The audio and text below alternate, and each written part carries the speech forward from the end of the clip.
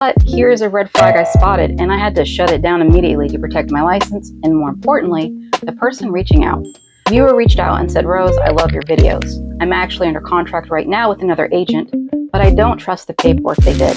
Can you look at it for me? Also, can you hold my EMD?" As a realtor in the 757, I get to talk to a lot of people. Here's a red flag I spotted, and I had to shut it down immediately to protect my license and, more importantly, the person reaching out. First, I am so glad my videos explain things clearly for you, but here's the reality. If you have already signed a representation agreement with another realtor, which they did, I legally and ethically cannot consult on that contract. That's an Article 16 violation.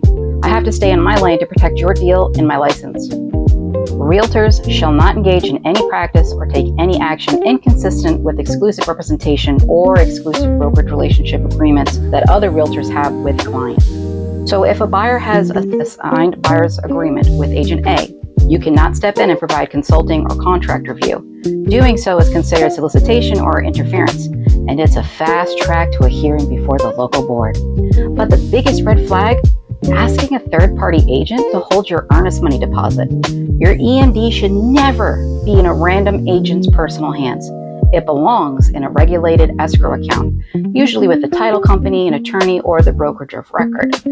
If you don't trust how your contract is written or how your money is being handled, you need to have a conversation with your agent or call your agent's managing broker immediately.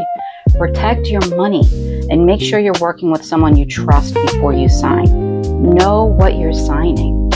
And this person kept asking me if I could look over their contract and when am I free to get their EMD, even after I redirected them to their agent.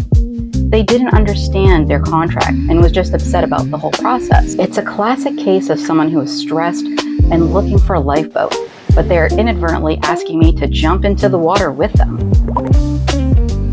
While there isn't a hard rule in Virginia about who has to hold the EMD, it is typically held in a separate dedicated escrow account by one of the brokers involved in the deal, and that money stays tucked away until closing. If someone asks an agent to just hold on to the check personally, that is a massive red flag. Unless it's going into a licensed, labeled, insured escrow account, your money isn't protected. Don't play games with your deposit. People ask, why can't I just take a quick look at their paperwork? It's because of Article 16 of the REALTOR Code of Ethics.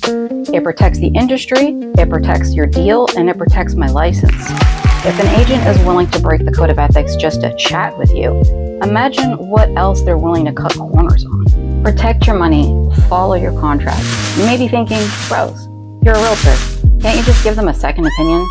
Here's exactly why just helping is a recipe for disaster. The free attorney trap. I look at a contract I didn't write, I am bordering on the unauthorized practice of law. If I tell you a clause is fine, and it turns out not to be fine, that could be a legal nightmare later.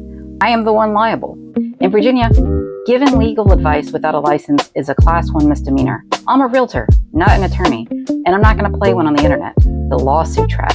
If I give you advice that makes you want to fire your current agent or change your deal, that agent can actually sue me for tortious interference. Basically, I'd be messing with a legal contract they already have in place. It's a fast track to a lawsuit and an ethics hearing that could cost me my license. The incomplete picture? The problem is, I don't have the full history of your deal. I haven't seen the inspections, I haven't talked to the lender, and I wasn't there in negotiations. Giving advice on half the information is how people lose their deposits and their dream homes. The bottom line, I'm not being mean when I say no. I'm being a professional. If an agent is willing to just help by breaking the rules, they aren't being nice, they're being reckless with your money and their career.